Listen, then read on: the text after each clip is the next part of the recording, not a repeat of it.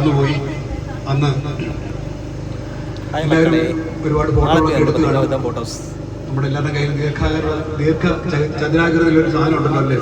മുമ്പ് ഇത് പോകണമെന്നാണ് പറഞ്ഞത്. പക്ഷേ ഇപ്പോൾ അത്യാവശ്യം പഠിക്കാൻ പറയാനും വളരെ അപൂർവമായിട്ട് ഉപയോഗിക്കുന്നത്. കാരണം അതിൻ്റെ ഉപയോഗം പലതാണ്.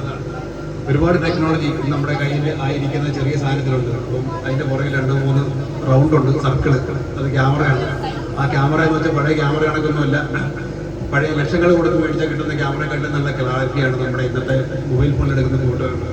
തീർച്ചയായിട്ടും അതിൻ്റെ നല്ല നല്ല പ്രദേശങ്ങളുടെ പശ്ചാത്തലത്തിൽ നിങ്ങളൊക്കെ ഫോട്ടോ എടുത്ത് കാണും. അപ്പോൾ അത്തരം ഫോട്ടോകളൊക്കെ തീർച്ചയായിട്ടും നിങ്ങളുടെ സോഷ്യൽ മീഡിയ അഡ്രസ്സുകളിൽ പോസ്റ്റ് ചെയ്യണം.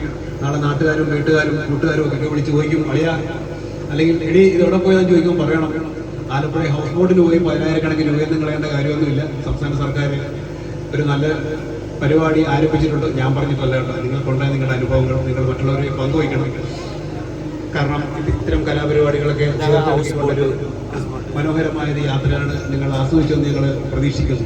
അപ്പോൾ നിങ്ങൾക്കുണ്ടായ നിങ്ങളുടെ നല്ല അനുഭവങ്ങൾ മറ്റുള്ളവരുമായി പങ്കുവയ്ക്കുക, കൂടുതൽ ആളുകളിലേക്ക് എത്തുന്നതിലേക്ക്. കാരണം പലരും സർക്കാർ ഇങ്ങനെ ഒരു വലിയ ജലവാഹനം ഇറക്കിയിട്ട് ഇതിന് പരസ്യം കൊടുക്കാത്തതിന് പോരായ്മ ഉണ്ടതുണ്ട്. തീർച്ചയായിട്ടും ശരിയാണ്. അപ്പോൾ പൊതുജനങ്ങളെന്ന നിലയിൽ, ഈ ബോട്ടിൻ്റെ ഉടമകളെന്ന നിലയിൽ തീർച്ചയായിട്ടും നിങ്ങൾ ആ ചുമതല ഏറ്റെടുക്കണമെന്ന് അഭ്യർത്ഥിക്കുകയാണ്. കാരണം ഒരു പ്രൈവറ്റ് കമ്പനി ആയിരുന്നെങ്കിൽ നിങ്ങൾ പറഞ്ഞതുപോലെ വല്ല മഞ്ജു വാര്യരും മോഹൻലാലും ഷാരൂഖ് ഖാനൊക്കെ ഇതിൻ്റെ ബ്രാൻഡ് അംബാസഡർമാരായിട്ട് വന്ന് അവർ വേഗം ബോട്ടിനെ പ്രൊമോട്ട് ചെയ്തേനെ, ലക്ഷങ്ങൾ മേടിച്ച്.